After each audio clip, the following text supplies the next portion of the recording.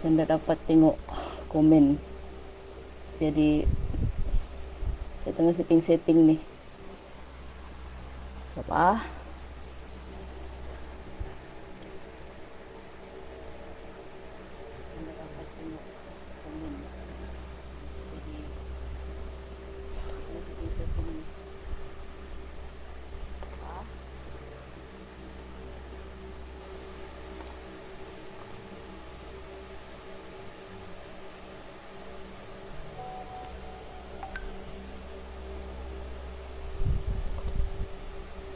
Sementara tu kalau ada sudah yang masuk, boleh share-share lah dulu.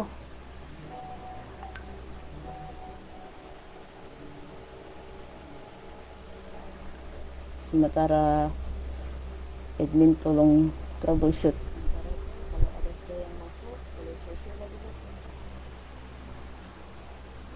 admin tolong troubleshoot.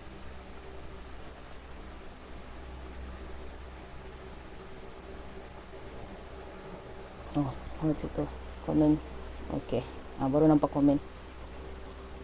Sebenarnya tu tolong share dulu. Nanti jam beberapa minit lepas ni baru saya mula.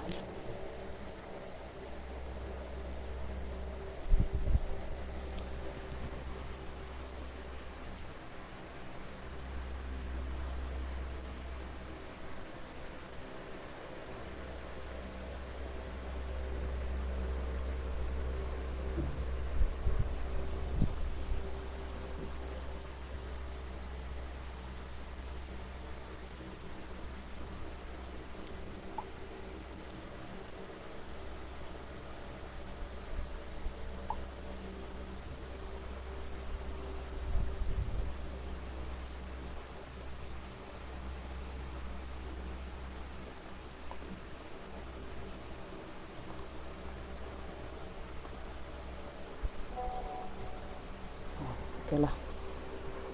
Rasa kalau 8 orang sudah, okey. Cukup 10 orang baru kita kita mula. Saya cuba padatkan kupasan buku ni lah, sebab buku ni sebenarnya dia agak tebal juga lah, dan dia agak berat. Jadi saya boleh faham kalau macam tak berapa ramai orang tahu tentang buku ni, sebab dia bukanlah buku yang untuk kita boleh katakan indie macam tu. Dia tidak dijual di Dubuk ke apa-apa ke. Jadi susah untuk ditemui lah buku ni. Buku ni sebenarnya dia diterbitkan pun oleh ITBM. Jadi mungkin juga kerana dia nampak macam niche sangat, iaitu tentang negeri Sabah saja. Jadi saya kira mungkin tak berapa ramai orang minat lah.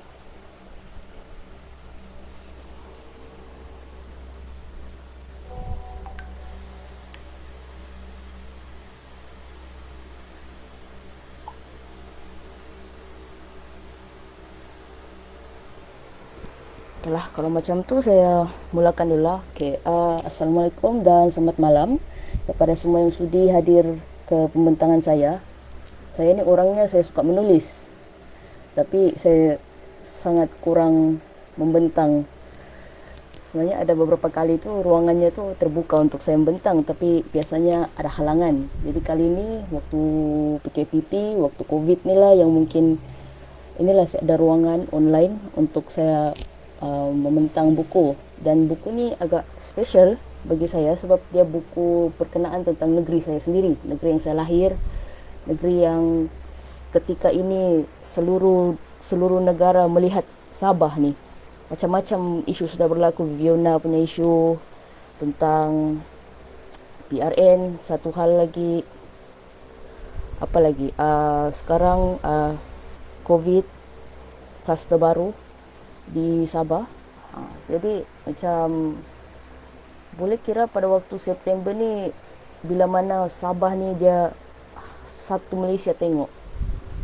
Saya masih ingat lagi pada, saya kurang pasti tahun bila, tapi saya rasa tahun lalu atau tahun lalu-lalunya saya lupa, di mana beberapa orang aktivis yang saya kenal juga, mereka terpaksa, mereka dibelasah dan mereka ditangkap di area KK hanya kerana mereka meminta agar pandang ke Borneo.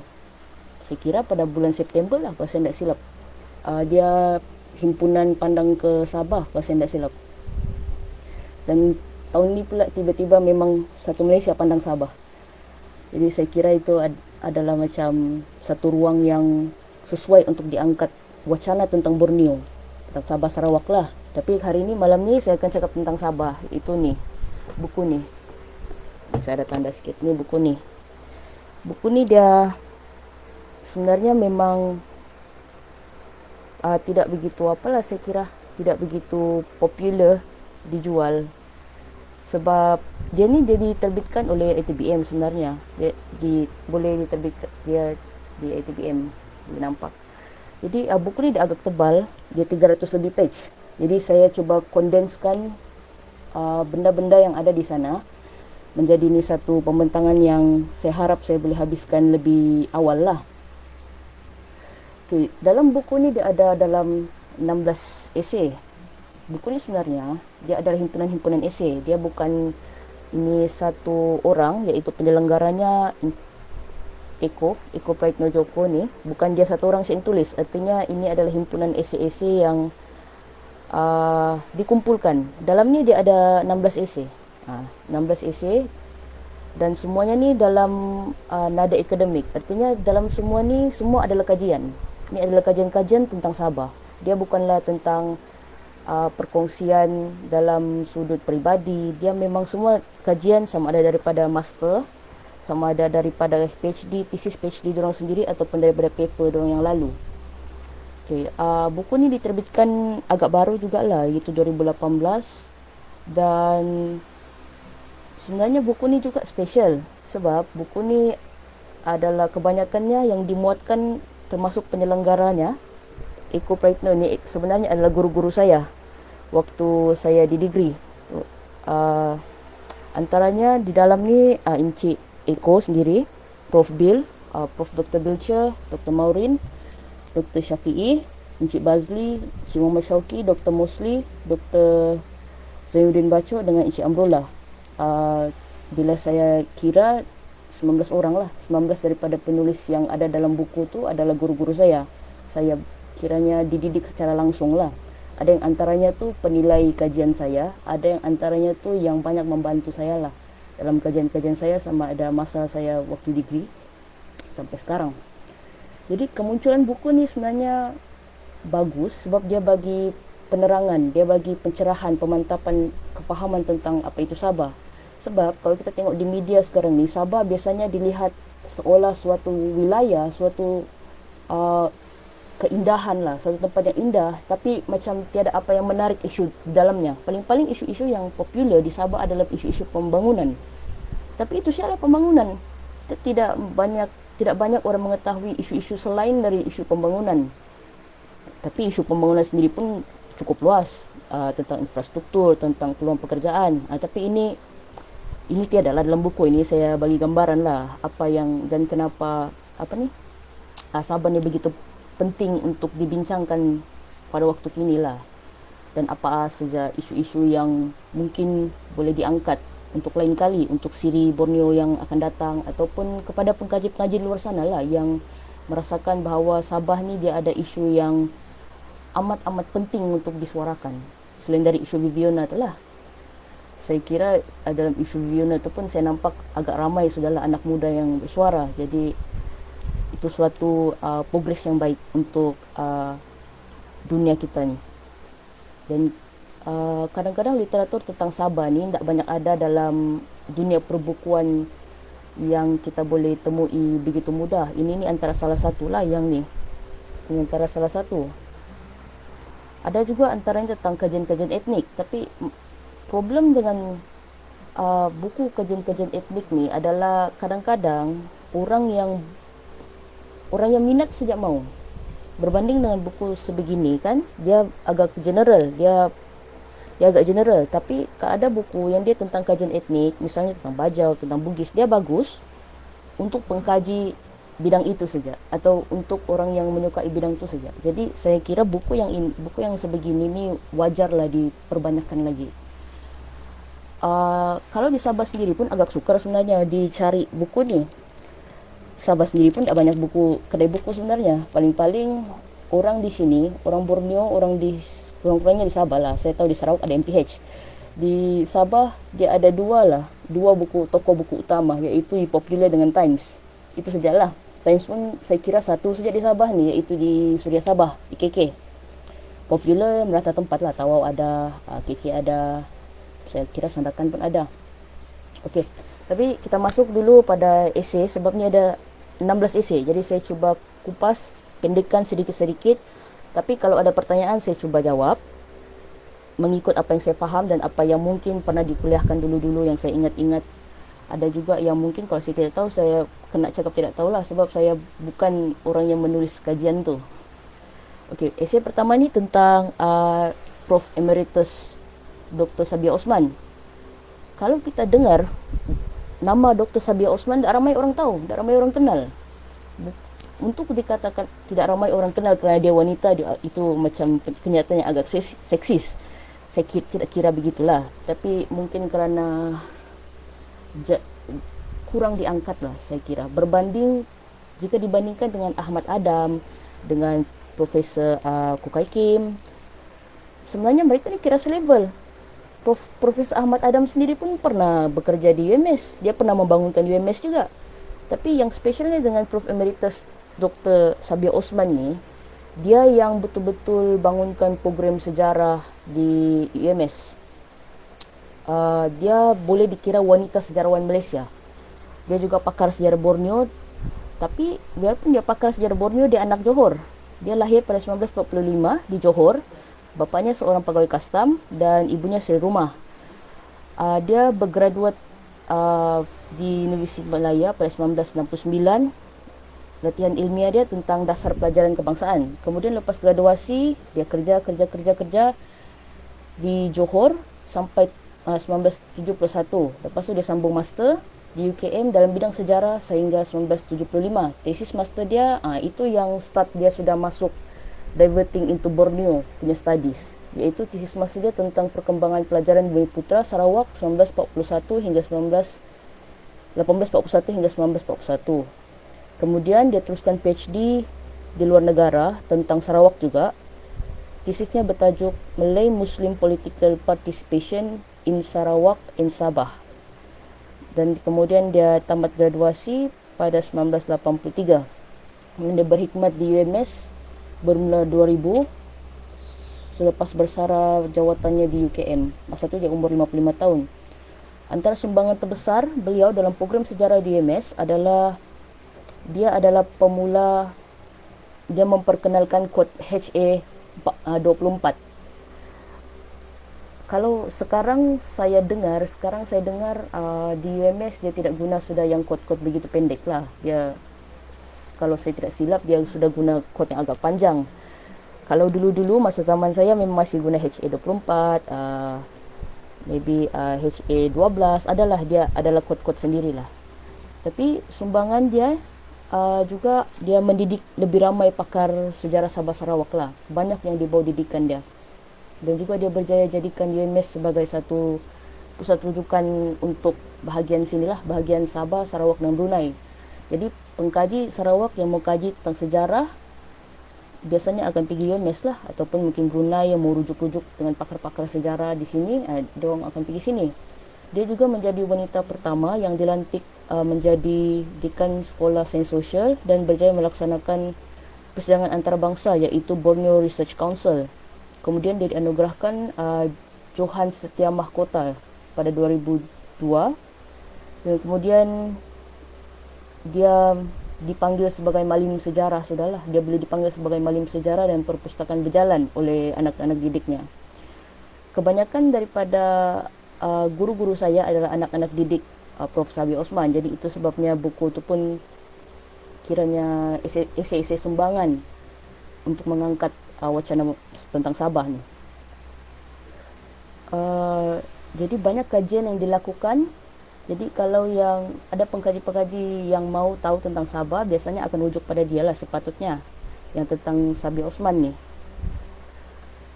Sebab dia sebenarnya sangat banyak. Kalau saya mau, dia sebenarnya ada listed di sini berapa banyak kajian yang dia buat. Tapi kalau saya sebut ni lama lagi ni, habis.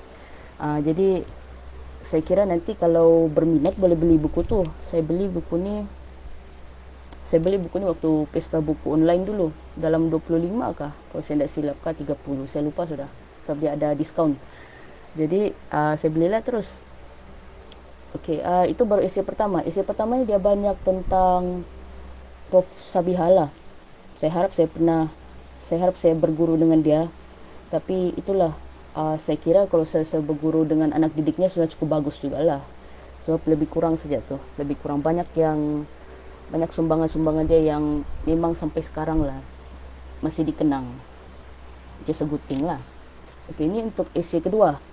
Dalam ni buku yang bagusnya adalah penyelenggara iaitu Encik Eko, dia pandai menyusun atur antara esei 1 iaitu tentang Sabia Osman sendiri hingga ke esei 16, di mana setiap esei ni cabarannya adalah esei ni disumbangkan ikut kemampuan ataupun niche kajian penyelidik ni.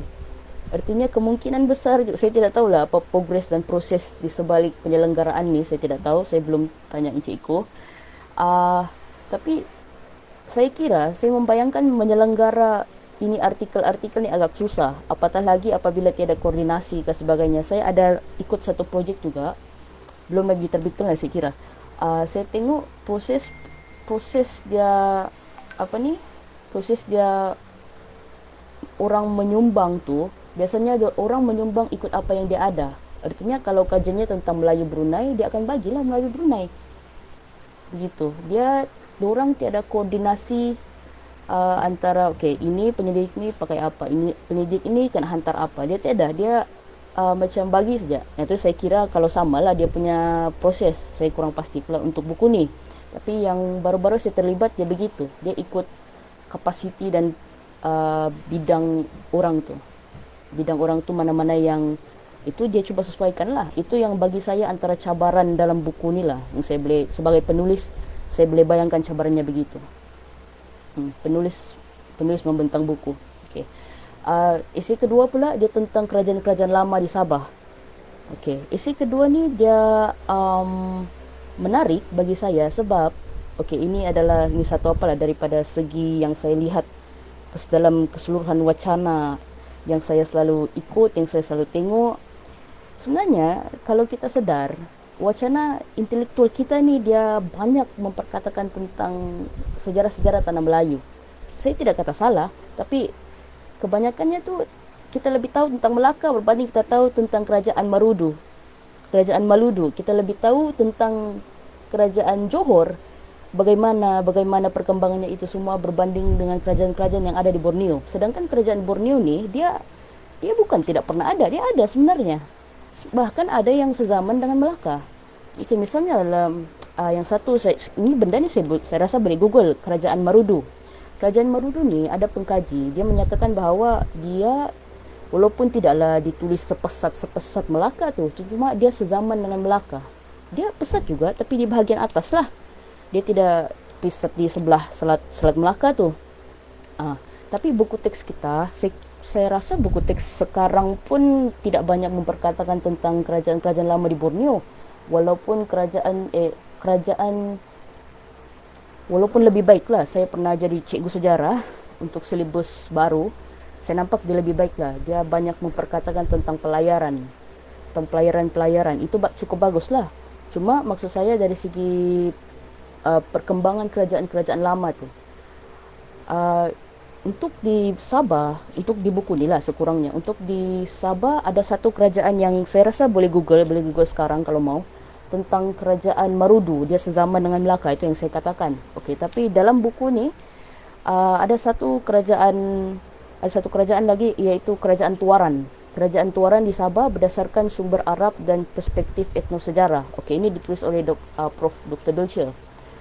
Dr. Dulce ni dia secara peribadi dia orang yang memang saya kira memang pakar sejarah Borneo lah, memang antarabangsa. Memang dia iktiraf antarabangsa, dan dia juga antara pembuat silibus untuk Sabah. Maaflah saya begitu sebab saya punya rambut mengganggu sedikit. Dia kira penyelenggara, tapi dia termasuk juga dalam ni orang yang tukang itu silibus buku teks sekarang. Prof. Dr. Belcher. Okey. Jadi kita masuk pada kerajaan Tuaran di Sabah berdasarkan sumber Arab dengan perspektif etnosejarah. Okey, ini dia dalam esei ni masa saya baca tu dia tiadalah bandingkan sangat tentang Melaka apa semua. Saya katakan tadi tentang kerajaan Marudu lah. Ini di kerajaan Tuaran ni biasanya dalam biasanya kan kalau kita tengok sekarang kita tak nampak sudah sisa-sisa dia, sebab kerajaan Tuaran ni dia runtuh bukan di tangan orang barat, orang Eropah. Dia tidak runtuh kerana itu. Dia runtuh bagi saya sebagai pembaca lah. Saya bukan penyelidik maksud saya dalam ni lah. Saya kira dia runtuh secara organik lah. Dia runtuh secara organik. Dia bukan runtuh kerana orang putih. Okey, daerah Tuaran ni adalah contoh kewujudan evolusi masyarakat Kuala yang sebenarnya banyak terdapat di Borneo. Semasa kedatangan British ni, Sungai Tuaran jadi penghubung kepada penduduk pesisir pantai dengan kawasan pedalaman untuk berdagang. Ini biasa sampai sekarang pun. Sungai masih lagi suatu yang amat penting di Borneo, di Sabah lah terutamanya, sebab kadang-kadang kalau saya tidak silap masih ada lagi ini kegiatan yang kalau ada kayu balak mereka mengalirkannya di sungai, kalau saya tidak silap. Tapi saya tidak pasti di mana daerah-daerah yang buat begitu, tapi itu saya cuma dengar perkongsian orang lah. Masalahnya dengan bila kita mau mengorek semula kerajaan-kerajaan lama di Borneo, biasanya kelemahan sejarah ini dia bergantung pada bukti dokumentasi. Jadi kita kena sangat-sangat rely on the sumber, siapa yang menulis. Kalau dalam Melaka ni dia agak luas penulisannya. China tulis, Arab tulis, banyak tulis. Begitu juga sebenarnya dengan Tuaran. Tuaran ni pada awalnya Tuaran tiada tulisan, tapi lama-lama bila sudah dia makin maju, sudah ada tulisan. Orang Arab yang banyak tulis dulu. China kurang. Itu sebabnya dalam esei ni dia lebih banyak cakap tentang sumber Arab lah. Tuaran ni, nama Tuaran tu sebenarnya ada mempunyai banyak cerita kenapa. Lain kerana dia dekat dengan Sungai Air Tawar. Ada juga orang kata yang Tuaran ni dia adalah tawaran. Dia double W, tawaran macam offering. Tapi ejaannya W, dua W. Dia merujuk pada Tuaran ni sebagai satu pusat perdagangan, like offering, offer, tawar. Ada juga ini kajian ni dia merujuk pada 3 jenis sumber kartografi daripada barat, iaitu dari peta Dircelis, peta Mercator dengan peta Ortelius. Ini kebanyakan ketiga-tiga peta ni pada 1546 dalam lingkungan abad ke-16 lah begitu. Dalam lingkungan abad ke-16 begitulah. Sebab ada yang 1546, 1550, 1553, 1570. Ini peta-peta ni peta-peta yang sudah lama yang dilukis oleh pelayar barat. Dalam sumber Arab iaitu Ali Ibnu Musa Ibnu Sayyid Al-Maghribi dalam karyanya, dia beri petunjuk juga pada kewujudan tuaran ni. Dia kata orang Funan, ini kata ini Ali Ibnu Musa ni lah. Dia kata orang Funan yang mulanya hidup bersama orang Cina di rantau timur, kemudian bila berlaku perpecahan, orang Cina ni dia halau orang Funan ke arah kepulauan. Raja Funan yang diusir tu kemudiannya dikenali sebagai Kamrun, dan kemudian dia tinggal di kepulauan bersama pengikutnya. Golongan yang tak lagi sokong kerabat diraja, lepas tu dia berpecah lari ke Madagaskar, manakala raja yang tinggal di bandar Comoria berdekatan dengan pulau Jawa iaitu di Sumatera. Kedudukan pulau yang menjadi tempat menetapnya, ini saya baca nota saya sikit lah. Menetapnya keturunan Raja Funan ni diandaikan di Borneo, di mana wujudnya reference tentang Gunung Kapur iaitu Gunung Kinabalu lah. Tetapi kemudiannya ditakluk oleh China. Borneo ketika itu adalah merupakan pengeluar utama kapur bukit dan dinilaikan 60% lebih tinggi kualitinya berbanding kapur yang berada di Sumatera dengan Malaya. Okay, jadi ini kira macam tulisan orang Arab yang inilah tentang ini. Saya rasa saya pernah baca orang cuba kaitkan ini dengan Melayu, tapi untuk kali ini saya membacanya ia dikaitkan dengan Borneo, so dia agak menarik lah, iaitu tentang Raja Funan tu diandaikan di Borneo sebab ada ni reference tentang Gunung Kapur. Begitu juga dengan beberapa sumber lain yang menunjukkan Borneo ni sebenarnya maju dan penting. Dalam penulisan Ibnu Wadih Al-Yaqub dikatakan sebuah kerajaan di bawah takluk Cina yang dinamakan sebagai Muja dan dinamakan sekali lagi sebagai Herinj, iaitu China kecil. Saintis Arab iaitu Ibnu Al-Baitar kata lokasi Herinj terletak di Borneo.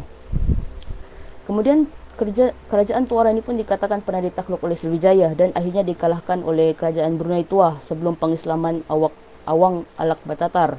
Boleh jadi juga Sungai Tuaran itu sendiri adalah bekas tapak kerajaan Brunei Tua sebelum 1232 Masihi. Sebab kalau kita lihat dalam buku teks lah, dulu-dulu kan diajar, okey, ini kita ada Brunei, lepas tu kita ada Kesultanan Sulu.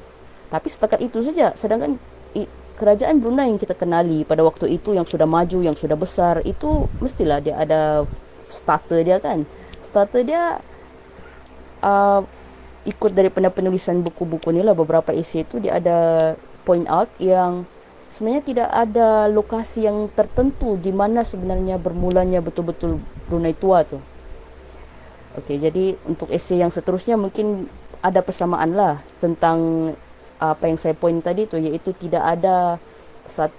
belum ada lagi diketahui satu poin yang khusus di mana sebenarnya bermulanya Brunei Tua. Tapi apa yang kita kenali di buku teks biasanya, atau apa yang di dalam sejarah naratif perdana tentang Sultanan Brunei ini, dia sudah maju, memang sudah semua jadi Islam. Tapi sebelum pengislaman Awang Alak Batatar tu kita tidak berapa tahu di sana. Itu kerana apalah, kebanyakannya tu tidak berapa ditulis. Dan second, dia terpaksa rely on cerita lisan, hikayat-hikayat, begitulah. Borneo dia pun ada hikayat sebenarnya. Cuma dia kurang popular berbanding mau dibandingkan dengan hikayat-hikayat Merong Mawangsa misalnya yang tentang tanah Melayu punya. Tapi ini pun saya kira kerana banyak pengkaji memang sudah kaji tanah Melayu, dan sumbernya tu agak banyak sudah, jadi itu sebabnya. Dan selepas pengislaman Awang Alak Batatar, kerajaan Poni, inilah kerajaan Poni ni ditulis oleh sumber China. Kerajaan Poni lebih besar dan di situlah yang kita boleh nampak sudah, okey, ni adalah Brunei. So kerajaan China sudah tulis, iaitu Poni. Lepas tu Poni merujuk kepada Brunei, dan di situlah permulaan yang kita kenal, yang naratif-naratif yang kita lihat tentang kerajaan Brunei itu, begitulah di situ daripada Poni. Tapi Poni sebelum Poni itu Awang Alak Batatar, which is macam kira nenek moyang yang memang sudah pengasas awal Brunei tua tu belum lagi diketahui lah, macam saya kata tadi. Tapi bila kita cakap tentang kerajaan juga, macam dalam esei oleh Prof. Bill ni, Prof. Bilcher, dia banyak highlighting perbezaan konsep kerajaan. Kerajaan dulu-dulu macam mana dan kerajaan sekarang macam mana. Sebab konsep kerajaan tua dengan atau kerajaan klasik sebelum tahun 14,000 Masihi biasanya tidak tinggalkan kesan fizikal kekal sehingga kini. Berbeza dengan Melaka misalnya. Kalau Melaka tu, kalau kita tengok di Melaka pun kebanyakannya adalah tinggalan-tinggalan Portugis. Ada jugalah sedikit kubu Melaka tu yang memang daripada orang Melayu, ada jugalah. Tapi itulah, dia tidak banyak tinggalkan kesan yang fizikal. Itu sebabnya boleh dikatakan dia runtuh tu pun kerana kerajaan-kerajaan di dalamnya, di dalam Borneo tu, bukan kerana diserang oleh orang barat ke begitu. Biasanya kalau diserang oleh orang barat ni mungkin adalah juga sisa dia sikit kan. Kemudian lepas kedatangan BNBCC, BNBCC ni North Borneo Company lah. Dia adalah company charter di mana dia pegang some sort of semi autonomi lah, macam hubungan syarikat swasta dengan sebuah negara tu. Tuaran ni kemudiannya banyak dikaji dari segi etnografi, di mana banyak lagi yang mengetengahkan kemajuan ekonomi pertanian di sana. Kemudian macam saya kata tadi lah, kerajaan tua yang dianggap sezaman tu lah dengan Melaka, boleh Google, iaitu kerajaan Maludu atau Marudu di kota Marudu. Bila saya kalau kita mau pergi Pitas, iaitu tempat Viviana, bila kita mau pergi Pitas, kita akan biasanya melalui kota Marudu. Kalau sekarang kita lihat kota Marudu, boleh kira itulah bandar Pitas. Sebab di Pitas ada juga yang menyatakan Pitas ni memang daerah termiskin. Saya belum baca statistika apa, cuma bila saya duduk di sana, saya duduk di Pitas, saya faham kenapa orang katakan dia bandar yang termiskin.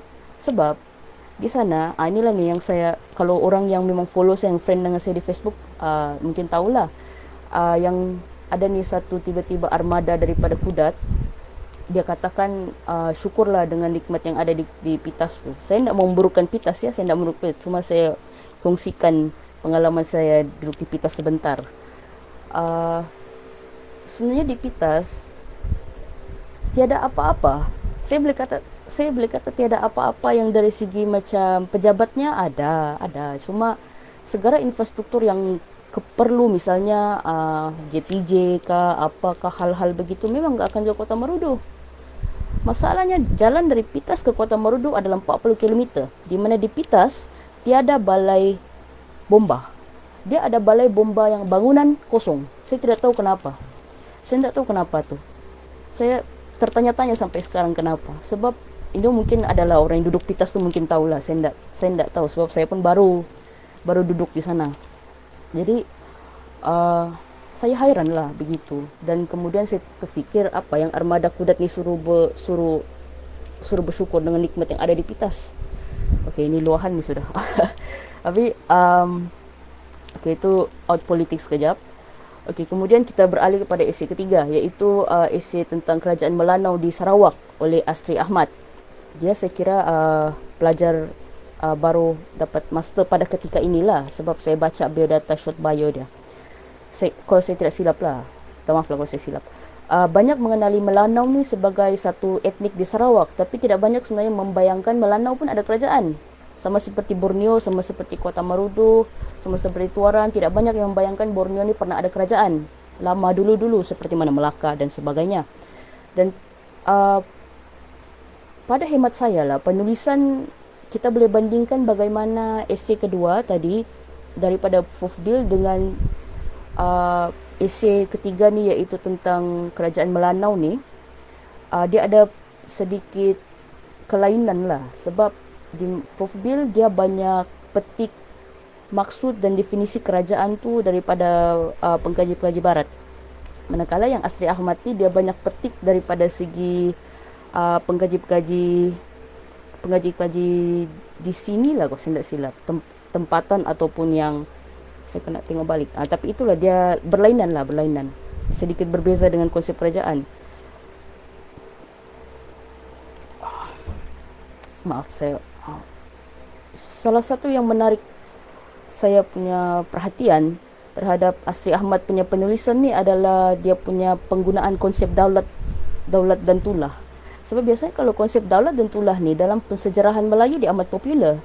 Tapi kalau dengan kerajaan Melanau, itu yang saya kurang pasti jika perkara itu boleh dimasukkan sekali. Itu antara persoalan saya lah. Saya bukan penyelidik, saya cuma pengulas saja. Itu persoalan saya.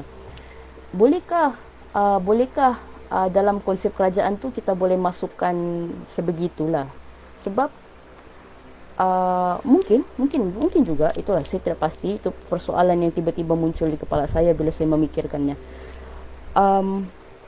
Kemudian kerajaan Melanau ni, kata tulisan Asri Ahmad ni, kajian dia, kerajaan Melanau ni memang sudah tercatat dalam peta Belanda pada 1598 dan dipercayai memerintah sebagian besar kawasan pantai barat laut Borneo sebelum Kesultanan Brunei.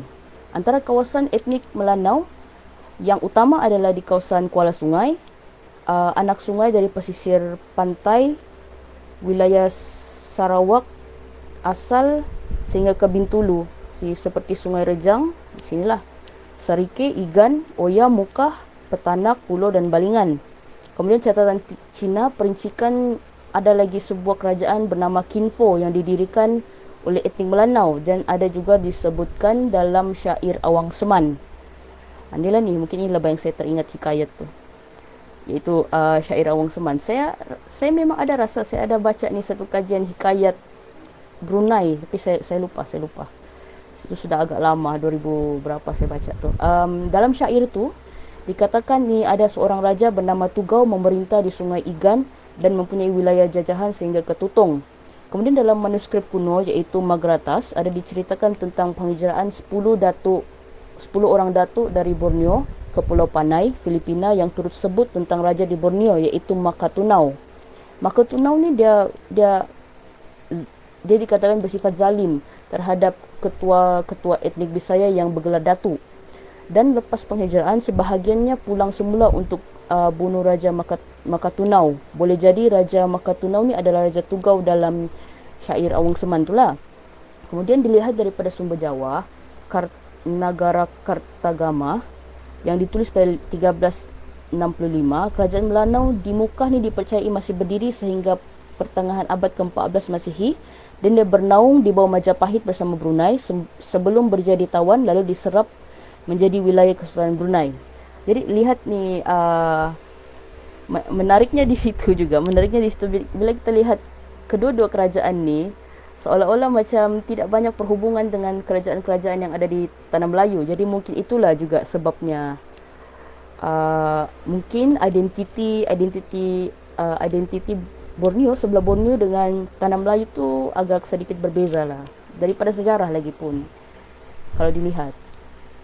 Okey, kemudian isi keempat dia berpindah tema daripada kerajaan lama, kemudian kita pergi kepada arkeologi bawah laut. Okey, ini UMS. Okey, saya promosi UMS kejap. UMS ni dia memang kiranya satu pusat memang banyak penyelidik suka refer bila bercakap tentang arkeologi bawah laut. Sebab biasanya kalau arkeologi ni, kita bayangkan arkeologi ni macam tengok di piramid, kasih bersih tengkorak, apa-apa semua. Tidaklah salah sangat. Cuma arkeologi ni lebih dari setakat tu. Dia arkeologi ni, okey, dalam waktu zaman kami study dulu, arkeologi ni dia adalah untuk orang yang memang berminat dengannya dan tahan belajar sains dan sedikit matematik lah. Sebab arkeologi ni dia sebenarnya lebih cenderung ke arah sains. Dia banyak memerlukan prinsip-prinsip sains, biologi, kimia, semua ni lah.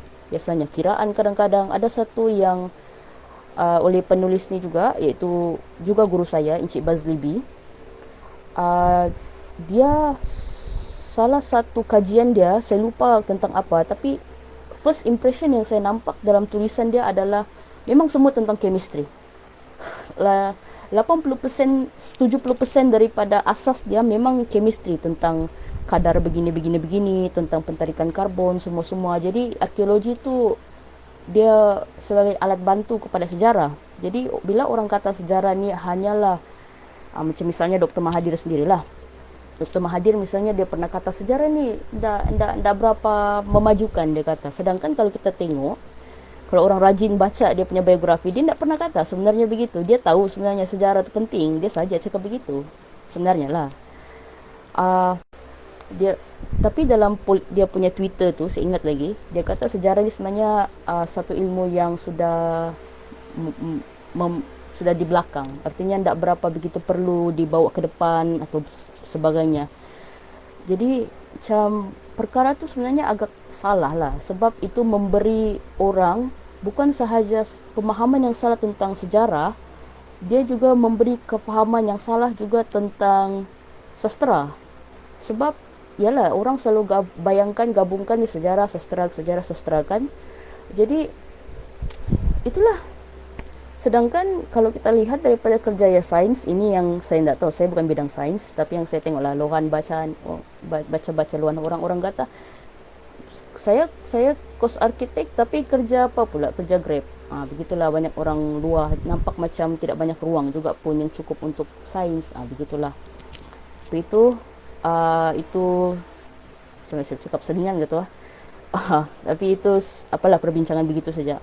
Kemudian kepada SKC 4, iaitu tentang kapal karam, iaitu SS Saint Pancras, 13 Mei 1890 hingga 13 Jun 1865, iaitu tentang tragedi karam di Permatang Samarang WP Labuan. Di Labuan ni ada dalam 3 kapal yang sudah tenggelam, kalau saya tidak silap lah.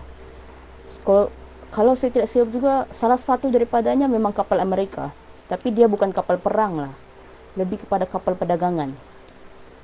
Tapi itu kalau saya tidak silap lah. So SS ini saya tidak, untuk SS ini saya agak sukar untuk kupas banyak, sebab first di arkeologi, dan second dia ada gambar. Cuma kelemahannya gambar tu saya tidak tahu kenapa, tapi gambar tu dia kurang jelas.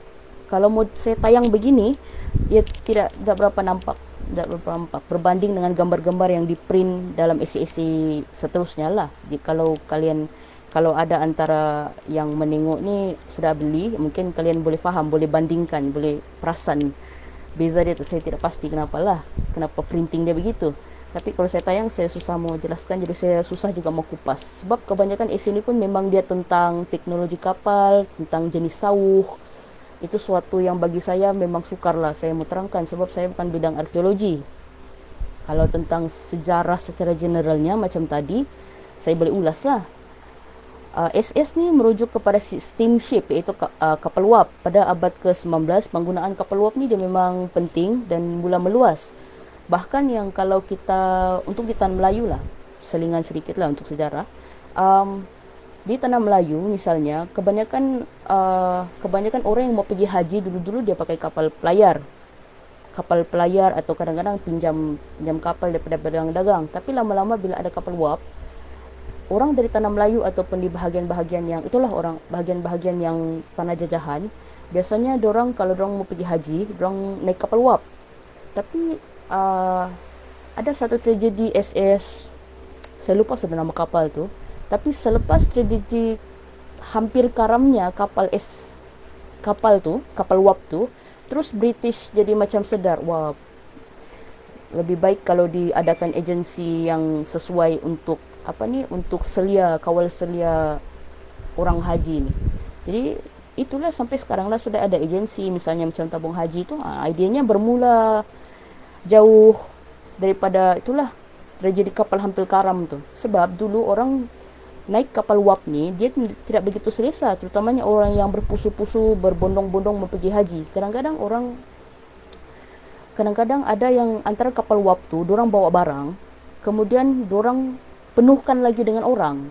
Di dalam senarai rasmi dorang akan sentiasa pastikan yang senarai rasmi dia tu macam tidak cecah dia punya kapasiti kapal, tapi sebenarnya dorang menipu. Dorang akan pastikan kapal tu full habis, biarpun kapasiti kapalnya maybe cuma 900 orang, tapi dorang akan penuhkan sampai hampir 1000 termasuk kru kapal. Jadi itu yang menjadi salah satu punca kapal tu hampir-hampir karam lagi. Tapi mungkin juga ada hikmahnya, sebab kerana kapal hampir karam punya case, terus British mau buat ni satu agensi kawal selia haji. Jadi itu dari segi apalah kapal karam punya sejarah. Okey, SS Saint Pancras ni dia karam di perairan barat Pulau Labuan dengan kedalaman sebanyak 9 meter akibat terlanggar beting pasir dalam cuaca ribut pada jam 6.05 pagi 13 Jun 1895, dan sepatutnya disinggah di Labuan untuk dapatkan bekalan arang batu, memandangkan Pulau Labuan yang dikenali sebagai Pulau Victoria pada waktu itu adalah dia memang pulau arang batu. Kalau kita tengok di sana, kalau kalian sempat ke Labuan, mungkin kalian boleh tengok ni beberapa tinggalan dulu-dulu lah, tinggalan misalnya Museum Chimney. Kalian boleh google juga sebenarnya Museum Chimney tu, sebab Museum Chimney adalah monumen yang agak pelik, sebab kadang-kadang ada yang menyatakan Museum Chimney ni museum, tapi inilah chimney tower lah begitu. Chimney ni dia dibina di atas bukit tapi tiada fungsi tertentu. Asalnya kalau orang membina dia ada fungsi tertentu, tapi dalam catatan sekurangnya yang saya baca di plak tu lah, dia kata tidak masih macam tidak diketahui sangat kenapa orang bina dan siapa pembinanya. Dia cuma terbina sejak di atas sana. Ada orang kata chimney tu kalian boleh google chimney Labuan. Dia untuk macam penunjuk kepada kapal yang mau sampai ke Pulau Labuan. So kadang-kadang kalau gelap tak nampak. Begitulah dorang punya logik rasional yang dorang cuba jawab kenapa chimney tu terbina di sana. Saya belum baca lagi lah apa-apa kajian yang kajian terbaru menyelesaikan tentang hal tu. Tapi kalau ada nantilah saya kongsikan ke bagaimana tentang wap kapal ni. Dia perjalanan terakhir SS Saint Pancras ni dikendalikan oleh Kapten Young dari Manila ke Marseilles, Perancis. Kesemua 42 kapal ni nasib baik selamat dan boleh sempat berlayar ke Labuan dengan bot kecemasan. Okay, kalian juga sebenarnya boleh tengok di YouTube, sebab arkeologi bawah laut, macam saya katakan UMS, dia ada memang ini satu bahagian arkeologi bawah laut. Saya tidak pasti sudah di YouTube saluran dia apa, tapi dulu kalau saya tidak silap saluran dia U-Park, U huruf dan Park. Di sana banyak dokumentari pelajar-pelajar sejarah UMS yang dorang sudah buat, yang dorang sudah cari banyak benda-benda bersejarah yang menarik lah. Kalau tim saya dulu kami buat tentang masjid dari masjid SDA, masjid yang ditukarkan daripada gereja SDA. Tapi itulah, tak apa, kalau macam kalian masih berminat ya bolehlah, silakanlah. Okey, kemudian tentang esi kelima pula tentang penglibatan masyarakat pribumi dalam gerakan anti Jepun di Sabah. Saya cuba itulah, sebab saya nampak macam sejam pula sudah saya bercakap.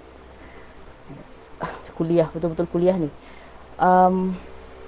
Kemudian esi kelima dia bertukar lagi kepada tentang penglibatan masyarakat pribumi dalam gerakan anti Jepun di Sabah, iaitu daripada Dr. Muhammad Syafi'i Abdul Rahim, iaitu guru saya juga. Pendudukan Jepun ni bermula pada 1942 dan kemudian tamat pada 1945 bersandarkan pada keramat The Great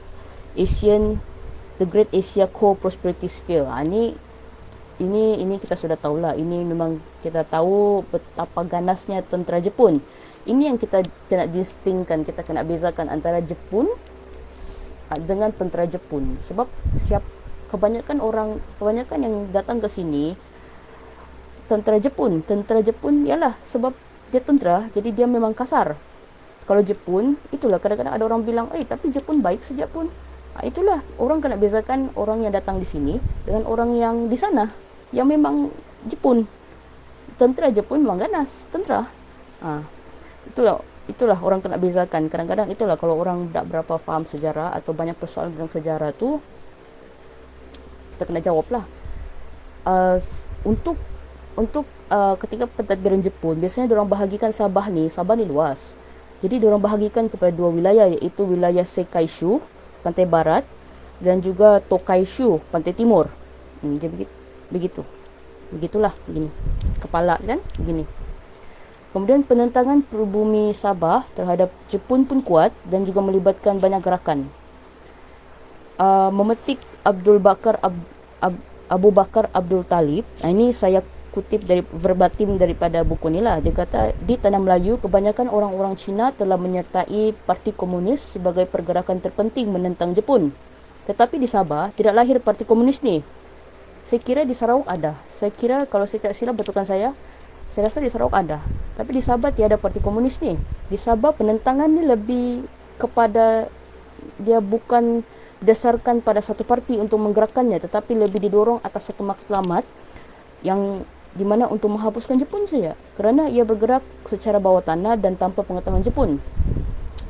Mula-mula gerakan anti Jepun ni dia dimulakan oleh orang Cina dulu atas dasar diskriminasi, tetapi berbeza dengan apa yang berlaku di tempat lain. Misalnya di Sabah kan tiada parti komunis, jadi mereka, orang Cina di Sabah, mereka bergerak bersama dengan pribumi. Artinya mereka, diorang tidak buat untuk Cina saja, bajau untuk bajau saja. Misalnya mereka gabung terus, dan ada yang itulah, ada pakatan dorang sendirilah. Bukan pakatan, maksud saya pakatan yang rasmi lah. Misalnya dari si kerjasama, begitulah, kerjasama.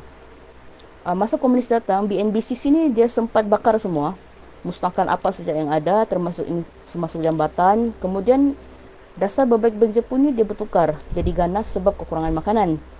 Jadi bila kekurangan makanan ni terpaksa catu. Bila catu, pribumi tak happy. Kemudian banyak lagi lah, misalnya yang pasukan gerila Kinabalu yang diketuai oleh Albert Kwok. Kalau kalian sempat ke Kundasang, misalnya, ada beberapa catatan tentang Albert Kwok ni. Di Kinabalu Memorial di Kundasang ada tu. Dia memang catat tentang apa sumbangan-sumbangan lain Albert Kwok ni. Tapi Albert Kwok ni Cina.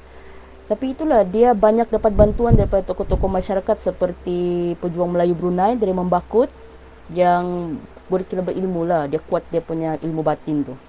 Pak Musah ni, itulah pejuang tu, dia ketuai gerakan gerila Kinabalu di sebelah pantai barat selatan Sabah. Kemudian Albert Kwok pula fokus di Sultan. Sultan ni pun sudah cukup besar pada waktu itu. Namun Pak Musa dan pengikutnya cuma tahan selama sebulan sebab sempat dijejaki oleh tentera Jepun dan kemudian dikenakan hukuman penjara selama 3 bulan. Sebulan sebelum dia dikeluarkan, dia sudah meninggal dunia. Jadi ada kemungkinan sama dia sakit ataupun dia didera. Itu tiadalah dicatat di sini, tapi kemungkinan lah. Beberapa pahlawan daripada etnik Suluk pula dia bantu sebelah pulau. Ada juga yang, tapi banyak yang tidak bertahan lama lah sebab kekurangan persenjataan. Berbeza dengan sisa-sisa pribumi yang bekerja sebagai askar di bawah BNBCC, di bawah SPBU, di bawah syarikat Borneo Utara pada waktu itu. Dorang lagi banyak senjata dan dorang lebih, boleh saya kata lebih baik dia punya intel, maklumat, dan juga lebih baik dia punya strategi. Kebanyakan tentera yang pernah berkhidmat dengan orang putih, dia masuk pula di bawah Jepun, tapi diorang jadi duri dalam daging lah. Kerana apa-apa maklumat yang boleh membantu prisoner of war, POW ni selamat, diorang akan bagi. Dan kemudian ada juga pribumi yang dia jadi spy. Artinya ada spy yang cukup hebat sampai orang putih mau ambil dia jadi jadi captain, mengetuai beberapa gerila-gerila punya serangan. Antaranya adalah Kopral Koran Anduat. Kemudian cakap juga pasal gerila, wujud juga lagi satu pasukan gerila sendiri. Ini lebih berjaya lah, ini lebih berjaya, itu tentera gerila Bumi-Putra Sabah yang diketuai oleh Datuk Mustafa Datuk Harun. Okey, ini nama amat penting. Datuk Sabah, Datuk Mustafa Datuk Harun. Beliau ni dia amat kecewa dengan tindakan pihak berkuasa yang lebih rela mengalah, dan kemudian dia bersatu dengan Albert Kwok untuk melawan Jepun. Kemudian di Filipina pula, Datuk Mustafa ni dia bagus. Dia tahu di mana dia tahu taktik. Dia tahu macam mana mau memperkasakan dia punya gerakan sendiri. Jadi di Filipina dia boleh dapat banyak bantuan untuk dari segi persenjataan, makanan, apa-apa yang Datuk Mustafa mau, di Filipina yang melawan Jepun ni akan bagi. Gerakan Datuk Mustafa ni lebih berkesan sebab pengaruh dia dan juga sebab dapat bantuan lah. Pengaruh dia tu besar sebab banyak yang pribumi berketurunan Suluk dan Bajau ni mau. Dikuatkan lagi dengan pegawai-pegawai kanan dia, sahabat-sahabat dia adalah dia macam Melayu Brunei, apa semua, dia daripada etik-etik yang berlainan. Jadi banyak pengaruh orang boleh dapat.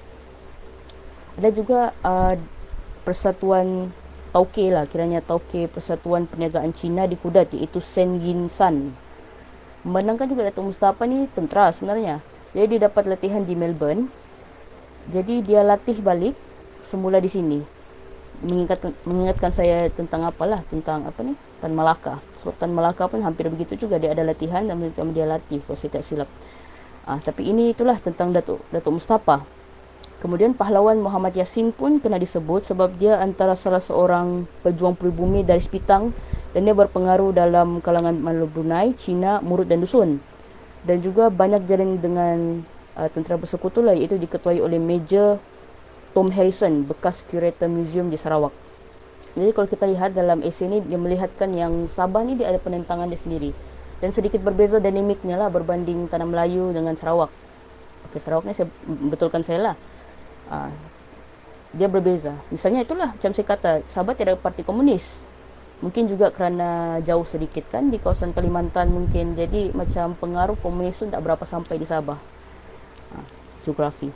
Okay, esei ke-6 pula esei oleh Encik Eko sendiri, iaitu tentang peran Museum Sabah. Ini bagi saya agak penting sebab Museum Sabah ni, ramai orang masuk museum, orang akan tengok, orang tak akan, macam mana cakap orang tengok museum sebagai salah satu tempat pelancongan, bukan sebagai tempat belajar. Sebab kalau kita tengok orang lah kan, saya banyak perhatikan, saya pergi museum negara, saya pergi museum Sabah sendiri, saya tengok kebanyakan orang yang datang sana, orang ambil gambar, orang rakam-rakam, orang selfie. Tidak salah, cuma kurang orang betul-betul baca, betul-betul tengok, betul-betul hayati. Dan tidak, di sinilah saya melihat macam kefahaman sejarah, kesedaran sejarah kita sebenarnya kurang. Itu yang kita perlu angkat lah, itu yang kita perlu bincangkan juga, tentang kefahaman dan kesedaran sejarah. Azhar Ibrahim misalnya, dia ada cakap tentang benda ni, iaitu ini imajinasi sejarah sendiri. Sebab kalau kita tidak betul-betul dapat mengimajinasi sejarah tu, kita tak boleh betul-betul hargai sejarah tu. Itulah, ikut Azhar Ibrahim. Tapi saya pun cadangkan juga baca Azhar Ibrahim, Historical Imagination. Ada lagi panjang, tapi itu yang saya ingat, Historical Imagination oleh Azhar Ibrahim. Itu agak bagus bagi saya. Berbalik pada esei tadi ni, peranan Museum Sabah dalam memelarsegarkan tradisi lisan etnik Sabah. Okey, ini saya cuba comparekan lagi lah. Menurut Encik Eko ni, dia punya pengkhususan, dia punya kepakaran bidang adalah sejarah lisan. Jadi kita boleh tengok lah, sebab macam saya kata tadi dalam esei tadi, kelemahan sejarah ni adalah dorang banyak masih bergantung pada dokumen. Jadi bila kita terlalu bergantung dengan dokumen, kadang-kadang ada benda yang tiada didokumentasikan tu tak dapat ditulis semula atau tak dapat dikaji. Jadi para penyelidik sentiasa digesa untuk turun ke lapangan dan kemudian menambah bual. Naum Wal, dan itu sebabnya Museum Sabah ni sepatutnya dia lebih bekerja keras untuk merekodkan dan untuk merekodkan dan mencatat semula tradisi-tradisi lisan yang ada ni, sebab tradisi-tradisi lisan yang ada ni penting. Kalau di Borneo, terutamanya di Sabah, setiap etnik tu dia ada sendirinya punya. Dia ada sendirinya punya. Antara jenis-jenis dia misalnya cerita asal usul, uh, mitos, legenda, saga, dengan lagi satu. Dengan sudah saya tulis mitos kah? Oh, ada beberapa nota saya. Um, ada juga antaranya yang dorang berkongsi, etnik sesama etnik tu berkongsi satu sama lain. Misalnya pengait. Pengait ni saya ingat etnik Kedayan saja yang ada, sebab saya orang Kedayan, saya etnik saya Kedayan. Saya ingat orang Kedayan sih ada, rupanya Melayu Brunei pun mungkin ada, dan lain-lain pun mungkin ada pengait tu. Jadi kita berkongsi itulah banyak orang yang sama, hantu yang sama, tapi kita berkongsi cerita asal usul yang sedikit berlainan antara satu sama lain. Kadang-kadang dia bergantung pada cerita tempatan.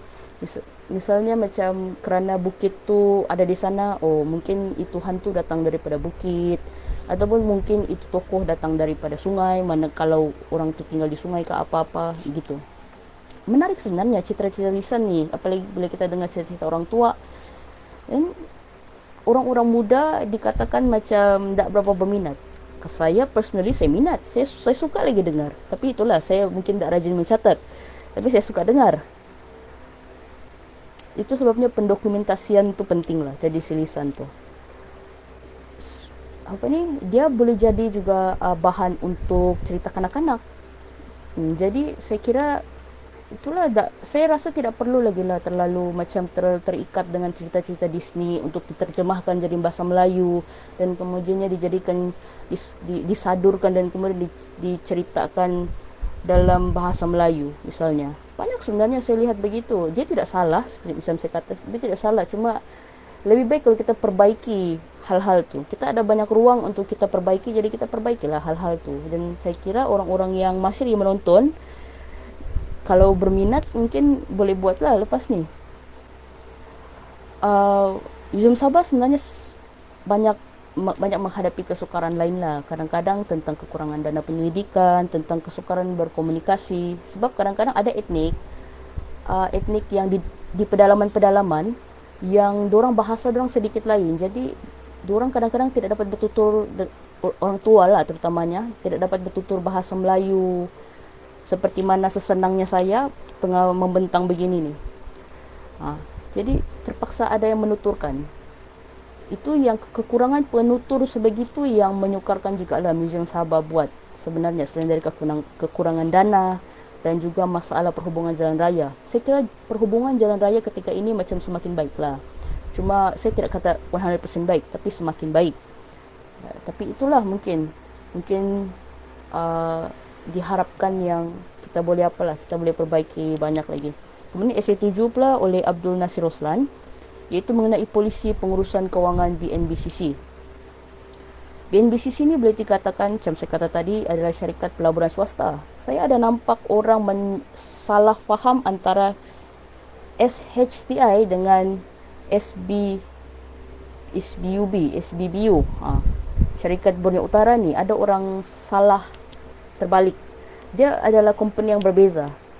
Itu yang penting. Dia adalah company yang berbeza. Sejarahnya pun berbeza. Jadi dia adalah company yang berbeza.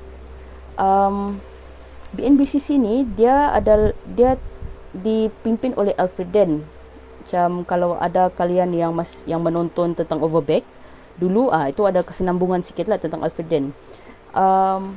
Kaedah pengurusan kewangan dia banyak melibatkan pengurusan modal, pengurusan perbelanjaan dengan pengurusan hasil pendapatan. Dan kemudian sebab lesen dia banyak diberikan di bawah British, BNBCC ni kena bayar dividen kepada pemodal termasuk British sendiri. Sebab BNBCC macam saya kata dia adalah company. Kemudian BNBCC ni terpaksa hantarlah laporan setiap 1 bulan, 3 bulan, 6 bulan, 9 bulan dan tahunan ke London. Okay, itu saya pendekkan lagi. Esei ke-8 iaitu tentang pengukuhan kedaulatan nasional di Sabah. dengan memerhatikan Sabah ni dalam kancah konfrontasi Indonesia-Malaysia 1963 dan 1966. Okey, ini saya cuba lagi kasi pendek, saya cuba kasi padat lagi. Sebab saya kira kalian pun sebenarnya boleh beli buku ni. Kupasan saya ni sebenarnya, saya memilih perkataan kupasan kerana saya tahu saya akan membebel banyak tentang, sebab ini tentang Sabah. Jadi saya akan menyelit-nyelit sedikit apa yang saya rasa, luahan dia saya apa semua. Sebab saya mau orang tahu juga bagaimana gambaran Borneo tu, gambaran Sabah tu. Okey, tentang itulah deskripsi tentang Sabah. Okey, esei ke-8 iaitu tentang kedaulatan nasional di Sabah. Saya belum dapat baca komen ya, tapi kalau ada persoalan kasih letak sejak sana. Jadi itulah. Jadi saya cuba, kalau ada soalan saya akan cuba scroll, saya akan cuba jawab mana yang saya tahu. Kalau mana yang saya tak tahu, saya minta maaf, saya tidak dapat jawab lah. Tapi kalau ada yang saya rasa benda tu boleh dijawab, saya cuba jawab. Dan kalau saya rasa saya ada pandangan saya sendiri, saya akan buat penafian lah, yang itu pandangan saya. Okey, berbalik pada inilah esei ke-8 ni. So ada banyak lagi ni. Ini tentang misi dan gambaran nasional kita ni, tentang Sabah, tentang tutusan Sabah, tentang inilah apa yang berlaku dengan kita, dengan Sabah pada 1962, 1963. Kita direbut oleh Indonesia, kita direbut oleh Filipina, kita direbut oleh kerajaan, pemimpin kerajaan Kalimantan tu lah. Penubuhan Malaysia mencetuskan kemarahan, ini nota saya, kemarahan Indonesia dan Filipina, sebab kedua-duanya ni dia ada misi dan gambaran nasional dorang sendiri. Maka Pagal dia ada gambaran nasional sendiri, Soekarno dia ada gambaran nasional sendiri. Di mana kedua-duanya ni mau swallow juga Sabah. Kedua-duanya mau swallow juga Sabah. Di mana lagi di kerajaan di apa ni, parti, saya lupa sudah, Parti Rakyat Brunei kalau saya tidak silap, oleh Mas Hari. Dia pula mau jadikan ini Kepulauan Borneo ni sebagai satu kerajaan sendiri, berbeza daripada Indonesia, berbeza daripada Filipina. Jadi sebenarnya untuk kita ada saya baca ni di Facebook juga yang dia katakan kalau bukan kerana Malaysia, Sabah tidak akan merdeka. Tapi apabila kita melihat sejarah, agak sukar untuk kita menyatakan iya pada kenyataan itu. Sebab kita lihat Sabah direbut. Sabah direbut, dan Tun Fat Stephen pada waktu itu pun bingung mana satu mencari. Dan Soekarno dia punya taktik dia sendiri, macam mana untuk mempengaruhi penduduk tempatan, macam mana mempengaruhi supaya dorang penduduk tempatan tidak mau orang Sabah ni masuk jadi satu gagasan Malaysia. Ada idea-idea konfrontasi ni. Sebenarnya Soekarno melihat Malaysia ni adalah idea neokolonialisme. Ini menarik sebab setakat yang saya baca tentang pensejarahan Malaysia, tidak banyak yang mengupas tentang idea neokolonialisme itu apa. Neokolonialisme ni bagi saya, dalam pandangan saya, adalah dia popular dalam gerakan radikal. Misalnya dalam pemikiran Frantz Fanon. Frantz Fanon ni adalah satu tokoh ideolog revolusi Algeria. Okey, Frantz Fanon dia melihat neokolonialisme ni apabila pemimpin-pemimpin elit yang menguasai dan dia yang mengatur segala urusan apabila kita mau buat negara baru. Menurut Frantz Fanon begitu. Itulah bagi dia idea neokolonialisme. Sebab dalam pemikiran dia, ini pemimpin-pemimpin elit ni, dia dijajah pemikirannya. Sebab dia berpendidikan British. Biasanya pendidikan bukan British, tak semestinya British, Eropah, orang luar lah, penjajah. Dia pendidikan penjajah. Jadi apabila pemimpin elit ni berpendidikan penjajah, jadi dia akan membawa turun segala sisa penjajahan tu turun. Jadi itu yang apa yang Soekarno katakan neokolonialisme. Itu pandangan saya lah. Saya kira dalam buku-buku tu belum lagi lah mungkin saya terlepas ke bagaimana kan, sebab banyak saja buku tu. Cuma sepanjang pembacaan saya tidak banyak yang membicarakan tentang neokolonialisme tu akarnya dari mana. Tapi itu kalau saya lah, dalam pandangan saya. Okey, Sabah ni Oh, itu sudah saya cakap. Iaitu Sabah sebenarnya ada beberapa pilihan lain untuk merdeka sebenarnya. Sebab Sabah direbut. Sabah sebenarnya direbut. Sama ada daripada Indonesia, Filipina, idea Parti Rakyat Tanah Melayu dan Parti Rakyat Brunei. Tapi dikatakan juga dalam ASEAN ini adalah Parti Rakyat Tanah Melayu dan Parti Rakyat Brunei ini pun adalah proksi daripada kedutaan Indonesia. Artinya Indonesia bayar dorang lah.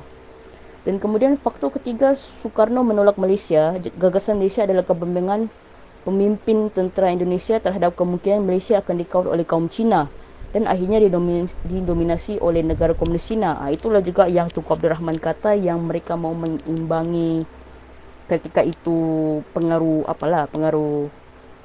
Cina pada waktu itu. Di Sabah ada juga beberapa usaha Indonesia untuk mempengaruhi penduduk tempatan. Antaranya adalah dengan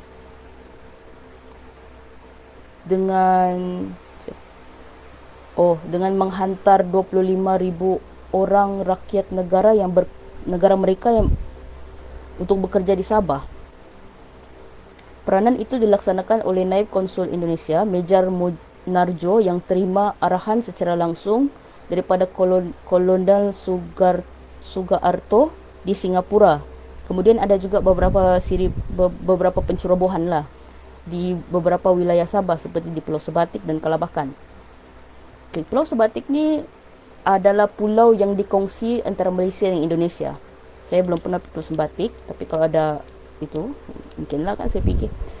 Di Kalabakan pun sama. Kalabakan ni dia akan dibentang nanti. Ada pembentang lain akan cerita tentang Kalabakan pada 16 September. Spoiler alert. Konfrontasi ni sebenarnya impak dia untuk kita Malaysia ni, dia mengeratkan antara hubungan Borneo dengan Malaya. Sebab pada waktu itu Donald Stephen pun sudah bersetuju dengan Tunku Abdul Rahman tentang gagasan Malaysia. Antara lain gagasan Malaysia ni sebenarnya adalah circle pengaruh British. Jadi itulah dia mau. Kemudian SA9 iaitu tentang warisan bina dalam pembentukan Malaysia di Sabah. Warisan ni pun salah satu hampir sama juga dengan museum. Ada orang dia selfie, dia tiada langsung kesedaran untuk membaca, menghayati sejarah kenapa Tugu tu ada misalnya. Jadi itu agak malang lah sebenarnya. Itu perlu diperbetulkan dan perlu diperbaiki lagi. Daripada Dr. Zainuddin Bacho, esei ni ada beberapa disenaraikan, iaitu 9 tapak warisan Sabah yang wajar diisytiharkan sebagai warisan kebangsaan. Tapi ada satu yang menarik, iaitu Batu Sumpah Keningau.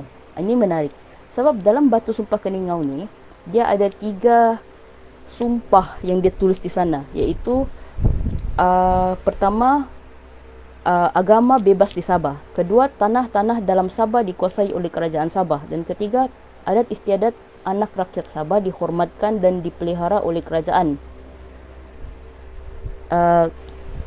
Atas ketiga-tiga ni, rakyat Sabah pula akan bersumpah taat setia kepada kerajaan Malaysia. Jadi Batu Sumpah Keningau ni memang agak menarik lah. So dia sumpah. Esei ke-10 pula tentang masyarakat Bajau dan penglibatan mereka. Menariknya bila kita sebut tentang masyarakat Bajau ni sebenarnya dia agak advance lah juga dari segi politik, dari segi politik lah kebanyakan. Dalam esei ni dia tentang politik, iaitu mengenai penglibatan mereka dalam sistem pentadbiran Borneo Utara. Dalam Kesultanan Sulu pun diorang dapat jawatan, dalam Kesultanan Brunei pun diorang dapat jawatan, era BNBCC pun dapat jawatan. Jepun pula diorang tak dapat jawatan, tapi misalnya Datuk Mustafa, Datuk Harun, dia ikut menentang Jepun juga. Lepas tu pada era British masa MDA pun diorang pun sama juga, iaitu dilibatkan apabila Sekaran Dandai yang mewakili masyarakat Jepun, masyarakat Bajau dilantik sebagai ketua lah pada 31 Ogos 1948. Esei ke-11 pula tentang sejarah politik Sabah. Ini ni saya cuba pendekkan memandangkan masa dan sejarah politik Sabah ni dia kalau ada yang follow saya, kalau ada yang follow ataupun ada add friend saya, ada beberapa kali saya cuba terangkan bahawa untuk sesiapa yang tidak begitu mengenali politik Sabah, saya anjurkan kalian untuk membaca dahulu tentang politik Sabah dan sejarahnya. Sebab apabila kalian, terutamanya yang bukan tinggal di Sabah, kalian mungkin tidak dapat melihat bagaimana dinamik pemikiran politik orang Borneo, terutamanya orang Sabah. Sebab harus diketahui bahawa dinamik pemikiran politik orang Borneo, orang Sabah dan orang Tanah Melayu dia adalah berlainan. Sebab sejarah kita berlainan. Sudah bagaimana? Tapi saya lihat di komen sosial lah, misalnya media sosial ni, saya lihat banyak yang betul-betul yang menekapkan imajinasi politik mereka dalam Sabah. Jadi itu merupakan suatu yang jujurnya menggeramkan hati saya, sebab pendapat mereka kemudiannya akan di seconded, akan diyakini benar, sedangkan ia boleh dipertikai banyak. Jadi itu yang bagi saya yang kalau boleh, kalau mau mengulas tentang sejarah politik Sabah, tolonglah baca tentang sejarah politik Sabah. Okay. Tolonglah baca, sebab itu bagi saya adalah the least you can do lah. Kalaupun tak mengulas, boleh saja baca. Sebab itulah macam saya katakan tadi, sebab terlalu banyak kenyataan-kenyataan yang bagi saya agak dangkal, dan semakin dangkal kenyataan tu, semakin terjauhnya dan keterpisahannya orang Sabah tu daripada naratif Malaysia. Begitu. Tapi untuk saya ulas tentang sejarah politik Sabah memang tak akan habis, sebab dia sangat-sangat panjang dan dia banyak parti. Jadi kalau kalian tidak pernah macam banyak lagi baca kan, jadi kadang-kadang kalian tiba-tiba terkejut melihat parti itu, parti ini, USNO, UPKO, Berjaya, apa lagi, banyak lagi. Jadi untuk saya habiskan ni tidaklah, saya tidak dapat. Cuma ada beberapa hal-hal penting dalam esei yang patut saya angkat, iaitu tentang UMNO di Sabah. Okey. Ada beberapa lah. Pertama sekali yang saya highlight di nota saya adalah perpecahan pemikiran antara Donald Stephen yang mulanya enggan sokong gagasan Malaysia dengan Datuk Mustafa yang mau berada di dalam gagasan Malaysia, dan kemudian perkara 20 iaitu asas kepada perjanjian Malaysia, kemudian kemasukan beberapa parti dari Malaya seperti PAS, DAP, UMNO, dan juga kemenangan BN pada 1974. Kemenangan besar di UMNO bagi saya, sebagai Bumiputera lah, saya hanya boleh kata beginilah, secara peribadinya, pandangan peribadi lah, apa yang saya tengok, apa yang saya lihat, kemenangan UMNO di sini ni, dia tidak kerana Melayu, retorik Melayu, dia kerana retorik Islam Bumiputera. Jadi cuma malangnya, sepanjang saya hidup, sepanjang saya membesar dan saya perasan tentang politik Sabah ni, tidak hanya sekali ni lah, kalau saya tak silap, mungkin saya salah, hanya dalam PRK Kimanis tu dulu yang UMNO kata okey, Sabah ni lain. Tapi sebelum PRK Kimanis, sebelum kejatuhan BN dan UMNO dalam pentas nasional, mereka hampir tidak pernah katakan dan iktiraf bahawa Sabah ni berlainan dinamiknya. Kalau saya tidak silap lah, mungkin saya silap, mungkin ada yang saya terapa, tapi itu yang saya nampak lah.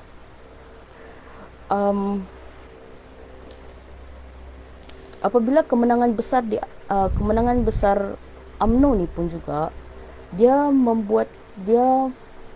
mengimbangi pengaruh dominasi antara Kadazan Dusun punya nasionalisme dengan Islam Bumiputera punya nasionalisme. It's different. Pantai Timur kadang-kadang lain pun juga, Pantai Barat pun kadang-kadang lain juga. Jadi kadang-kadang macam berlainan lah. Keberlainan ni yang kita cuba faham tu. Tapi retorik mau keluar Malaysia lah, Sabah for Sabahan lah, ini dua benda ni sebenarnya sudah lama. Dia bukan tiba-tiba ada dan tiba-tiba dimulakan oleh orang Cina. Ini salah satu kenyataan yang popular juga saya nampak di media sosial. Orang kata, wah, kerana ini orang Cina semuanya. Bukan, tidak semestinya begitu. Ini ni dalam sejarah membuktikan bahawa ini ni kedua-dua ni bukan juga retorik Cina sepenuhnya. Dia retorik orang pribumi yang cuba menolak atau cuba mengimbangi kembali pengaruh Islam Bumiputera dan pengaruh Islam Melayu. Yang menariknya juga, ini yang menarik juga bagi saya, kemasukan UMNO digesa oleh beberapa pertubuhan, iaitu Kongres Cendekiawan Melayu Semenanjung, Persatuan Guru-Guru Semenanjung Sabah dan Wilayah Persekutuan. Tujuannya adalah untuk memecahkan dominasi PBS yang disifatkan mengamalkan politik perkauman dan sentimen keagamaan. Di sini kita harus cermin semula benda ni dalam pentas nasional. Sebab kalau saya tidak silap pun UMNO pun buat macam tu. Begitulah, itu yang saya fikir tadi, proses masa saya membaca tadi. Dan juga ugutan Tun Mustafa membawa keluar Sabah daripada Malaysia dan dikabarkan mahu menjadi Sultan Sabah. Ini pun sama juga macam saya katakan. Dua-dua benda ni, tiga benda termasuk perjanjian Perkara 20 dan perjanjian Malaysia ni, ketiga-tiga benda ni adalah yang paling antara bagi saya misrepresented dalam naratif Malaysia. Misrepresented sebab tidak ramai orang bercakap tentang ni. Kalaupun itulah, bagi saya macam tidak ramai orang membicarakan tentang hal-hal ni, dan kebanyakan orang Sabah yang mau membicarakan tentang hal-hal ini semua marah, semua macam yang penuh emosi. Jadi macam tak rasional lah, orang pun tak faham. Okey, saya cepatkan lagi. Esei 12 iaitu tentang sumbangan dan pendekatan pendakwa Indonesia dalam kalangan tempatan Sabah, oleh Nur Asni Amiruddin dan Muhammad Syauqi Muhammad Razi. Okey, ini pun guru saya juga, Muhammad Syauqi, Encik Muhammad Syauqi. Faktor keberadaan pendakwa Indonesia di Sabah ni biasanya ada dua lah. Kedudukan geografi yang berdekatan dan bersempadan, dan kemudian semangat pan-Islamisme yang ditimpulkan. Biasalah kan, kalau sudah pan-Islamisme ni, semangat dakwah tu naik. Jadi banyak sudah orang mau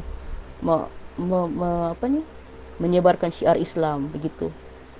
Pendakwa Indonesia juga dia yang masuk ke Sabah, biasanya diorang akan buat juga kerja-kerja kebajikan. Kadang-kadang diorang bantu penduduk kampung. Lepas tu diorang rajin, diorang menulis secara aktif, diorang menulis di ruang akhbar, majalah, buku, diorang buat lagu, diorang tubuhkan nasyid, kumpulan nasyid, dan juga mereka ni pun diberdayakan lagi oleh MUIS, oleh Majlis Ugama Islam Sabah, dan kemudian RTM dan lain-lain lagi lah. Sebab pada waktu itu pun zaman Islamisasi kan juga. Jadi yalah, kena pada tempatnya, kena pada trendnya pada waktu itu. Kemudian esei ke-13 iaitu tentang sejarah penglibatan masyarakat Melayu Brunei dalam sektor pertanian di kawasan pantai barat Borneo, oleh Dayang Junaida Awang Jambo dan Encik Bazlibi. Coba saya pendekkan lagi ni. Masyarakat Melayu Brunei ni dia memang jarang orang dengar. Tapi untuk orang yang mengenali, tahulah yang kalau dari segi bahasa macam lebih kurang saja pun dengan orang Brunei di Brunei. Begitu. Tapi orang Melayu Brunei Sabah memang memang mengidentifikasikan dirinya sebagai orang Sabah. Begitu. Tapi mereka kekalkanlah Melayu Brunei itu. Perkembangan ni boleh dilihat dalam dua keadaan, iaitu prakolonial dan masa kolonial. Okey, dalam esei 13 dan 14 kalau saya tidak silap, dia tentang perburuhan sudah. Dia tentang tenaga kerja. Ya, yang paling menarik dalam esei ke-13 ni, esei ke-13 iaitu tentang sejarah penglibatan masyarakat Melayu Brunei adalah dari segi pertanian. Mereka agak mereka agak rajin. Dari segi prakolonial, mereka biasanya dalam sektor saratani begitulah. Tapi bila sudah BNBCC datang, beberapa pertanian utama iaitu seperti getah dan juga padi dijadikan sudah sebagai tanaman komersial. Kemudian ladang mula dibuka, mereka usahakan sikit-sikit. Tapi antara semua ni, misalnya yang ada pelabur peribumi lain, diorang cuba buka dalam skala kecil. Misalnya Melayu Brunei buka, Dusun buka, Kedayan buka, Murut buka, Bisaya, Bajau, lain-lain buka. Tapi antara semua ni, masyarakat Kedayan yang lebih berjaya mengusahakan kebun getah dan keluarkan hasil yang menggalakkan. Dan tradisi ekonomi masyarakat Melayu Brunei pula, diorang akan tinggalkan kebun getah bila sudah musim padi. Dan bila sudah musim tunggu padi masak, mereka akan kerjakan getah. Jadi mereka macam bertukar. Kemudian masa pendudukan Jepun, ramai yang beralih menjadi nelayan dan juga menjalankan aktiviti pertanian lain.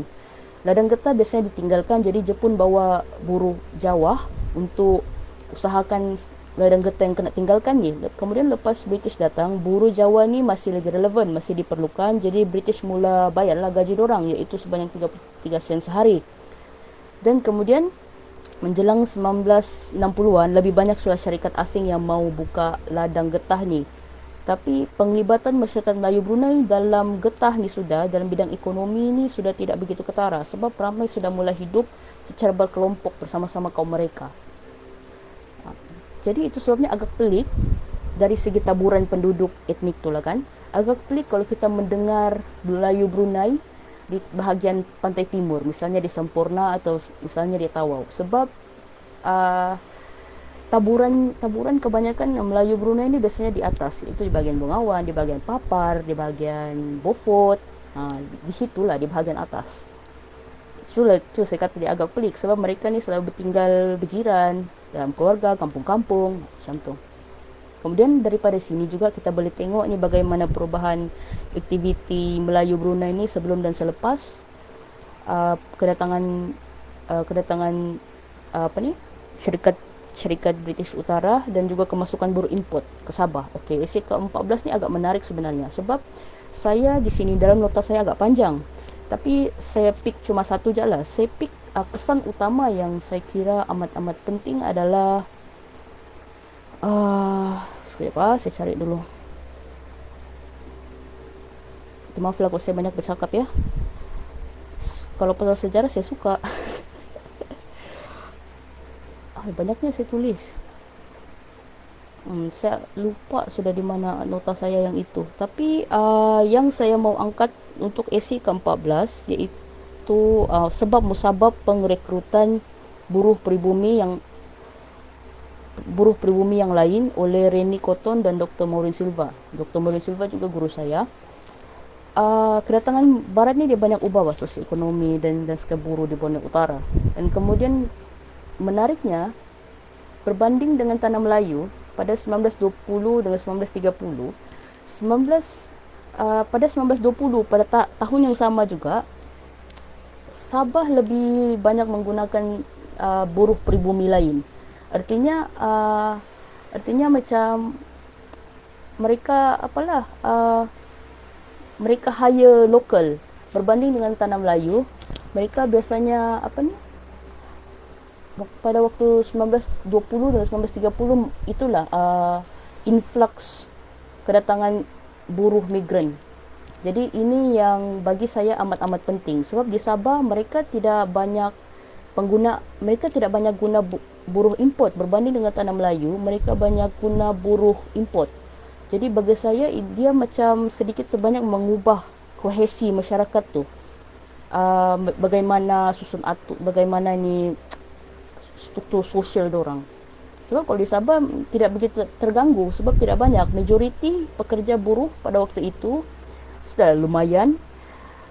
Mereka juga kontrak tidak lama, iaitu tidak sampai sebulan pun dorang kontrak, dorang kerja. Jadi mana-mana yang sudah habis dorang boleh pulang kampung. Mereka juga macam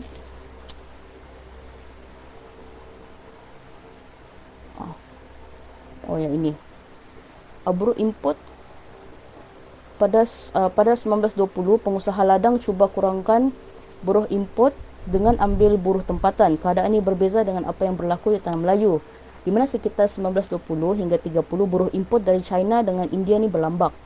Jadi itulah macam saya kata tadi, influx migran tu meningkat dan dia mengubahlah struktur sosial, mengubah landscape rakyat, taburan kaum di tanah Melayu pada waktu itu.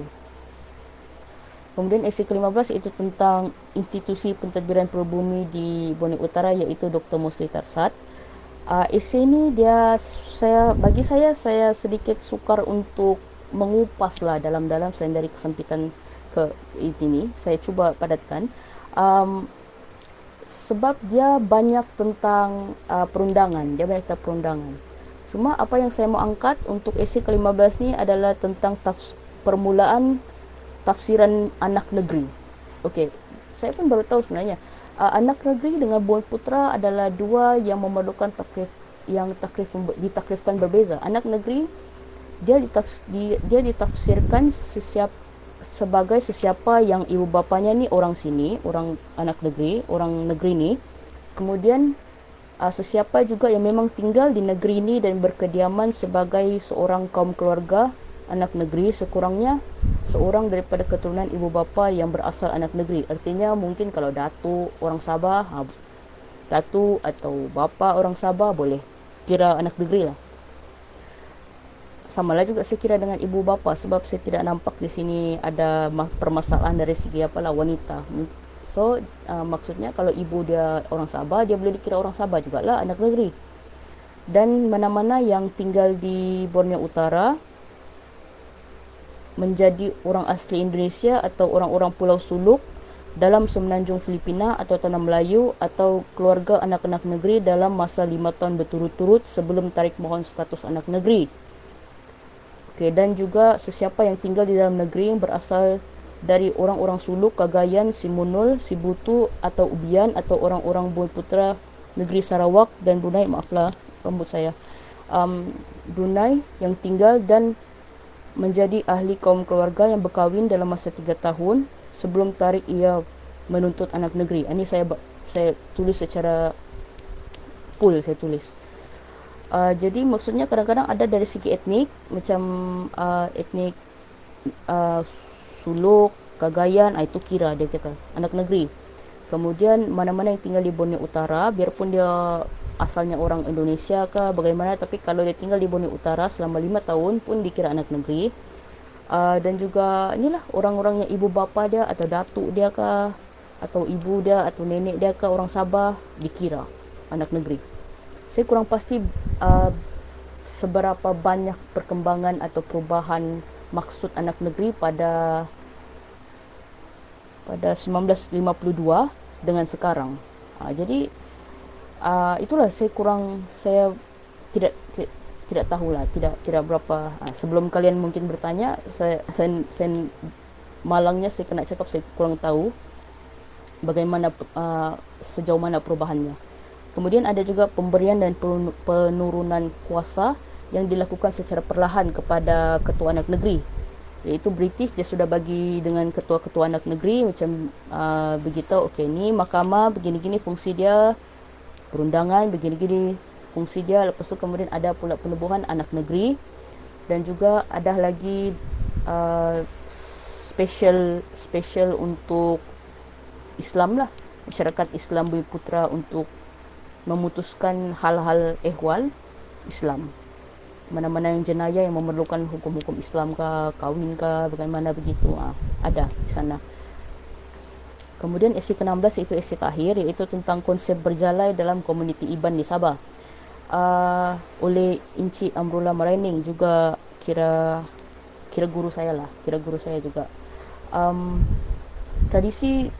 Tradisi berjalai ni popular dalam kalangan komuniti Iban, maksudnya berjalan keluar, berjalai. Dan ia berlaku atas beberapa tujuan, iaitu mendapatkan kehormatan, memburu kepala sebagai simbol keberanian, memperbaiki hidup. Dan juga dalam esei ni ada sedikit apalah, penyelidik Encik Amrullah dia cuba beritahu bahawa ada orang sebenarnya menentang kalau kita samakan konsep berjalai ni dengan konsep migrasi.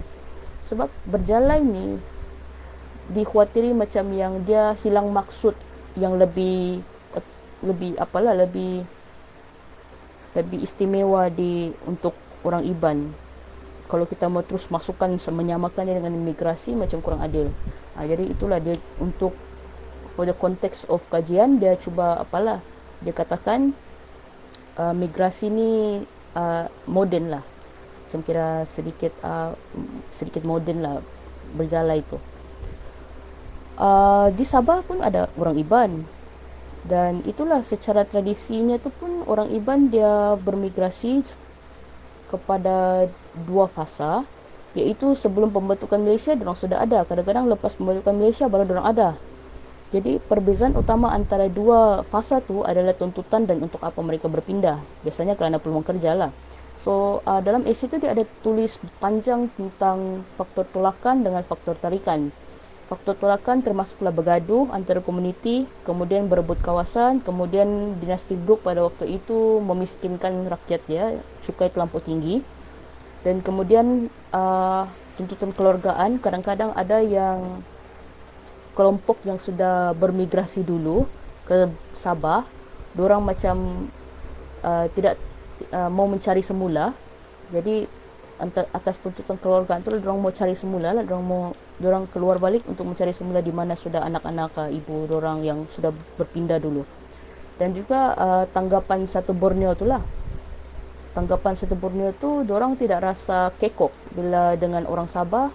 Mereka orang Iban tidak rasa kekok lah dengan etnik-etnik kaum lain gitu.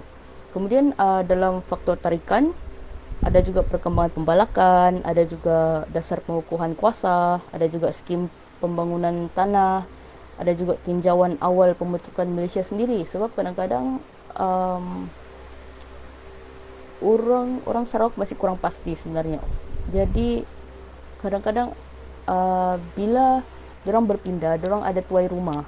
Jadi kalau diorang akan yakin kalau kebajikan diorang pun akan terjaga oleh tuai rumah. Jadi mereka rasa biarpun apa-apa yang berlaku tentang gagasan Malaysia apa-apa semua tu mereka berpindah, mereka akan dijaga juga oleh tuai rumah. Begitu.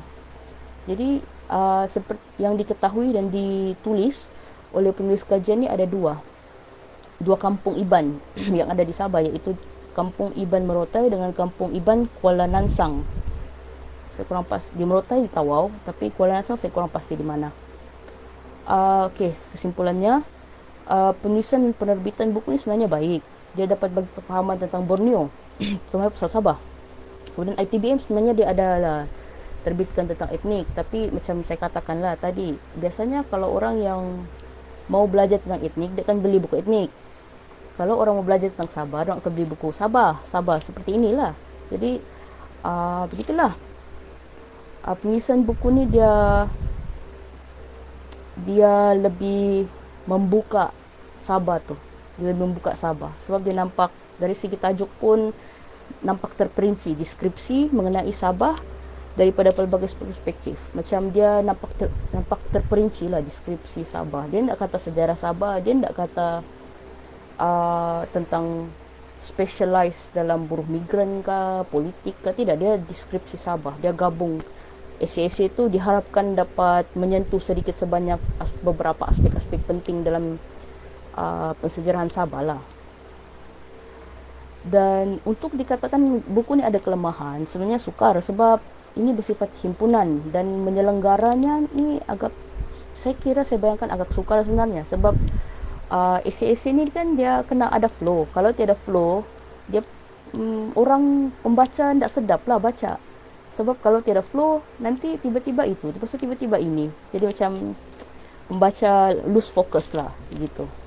Okay, setakat ni itu habis, nota saya pun habis dan satu buku habis. Tahniah anda sudah baca satu buku.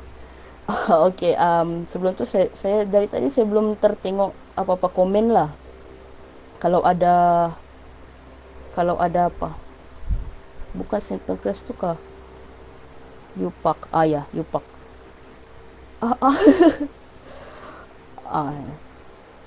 Ya, betul lah, kesedaran terhadap sejarah memang teramat kurang. Itu diakui. Sebab bagi saya, ini saya komen dulu lah yang sebab sejarah kan. Sebab saya cuba itulah, saya cuba pendekkan lagi. Sebab bagi saya macam mana mau cakap kita cuba kesedaran terhadap sejarah tu kita tidak cuba terapkan secara organik. Dia bukan datang betul-betul daripada dirinya sendiri. Macam yang inquiry, sifat inquiry tu tidak begitu dinaikkan. Jadi itu yang saya kira macam sekali macam merendamkan ni kesedaran terhadap sejarah itulah. Sebenarnya sejarah ini sangat-sangat menarik. Tapi itulah orang selalu anggap sejarah cuma fakta. Jadi itulah kekurangan dia lah.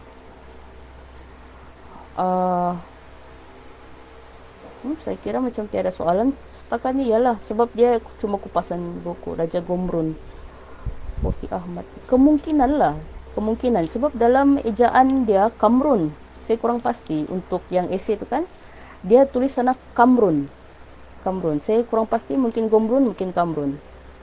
Saya kurang pasti. Oh ni, bukan St. Pancras tu kah? Tu kajian dia waktu zaman kapal Titanic. Saya kurang pasti pula kalau dia ada kena mengena dengan kapal Titanic, sebab kapal Titanic saya kurang pastilah. Komentar Yusri kan. Saya kurang pasti kalau dia kajian Titanic, sebab ini Encik Bazli punya. Okey, memandangkan macam tiada soalan, sebab ni pun cuma kupasan buku. Saya kasih kenal buku ni. Kalau mau beli, saya rasa di Shopee ada. Paling senang lah, di Shopee ada. Saya kira memandangkan tiada soalan lagi ni, saya teruskan. Mau 2 jam sudah ni. Kupasan saya sebenarnya, saya memang tahu kupasan ni akan lama. Dalam niat saya dulu, sewaktu dijemput, dalam niat saya dulu, saya mau pecahkan kepada 2 bahagian. Daripada 16 esei tu, 8 esei supaya orang boleh keep up. Tapi lama-lama, bila saya tengok itulah kekangan peribadi, macam susah sikit, sudah saya mau pecahkan kepada 2 bahagian. Dia memang buku yang baik. Dia memang buku yang baik. Encik Iko, kalian boleh Google kalau yang belum mengenali. Encik Iko ni dia penyelidik Sabah dan juga banyak menang anugerah lah. Dan juga dia ada menulis beberapa buku di bawah terbitan Kedai Hitam Putih tentang gerakan Islam Bumiputra. Jadi kalau sudah ini sudah cukup bagus, saya rasa buku dia yang lain akan bagus. Memang bagus. Encik Iko punya kajian memang bagus. Dan juga yang lain-lain lah, juga. Saya kira macam tiada soalan lagi lah, sebab saya cuma mengupas buku je kan.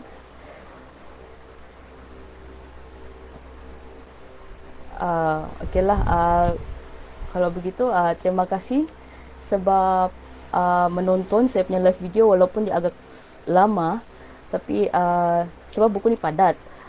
Jadi saya mohon maaf kalau ada yang saya terlepaskah atau yang saya terpaksa cepatkan.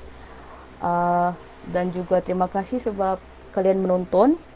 Sekali lagi, saya tidak tahu berapa orang yang menonton sebab ni dashboard Facebook saya dia baru punya.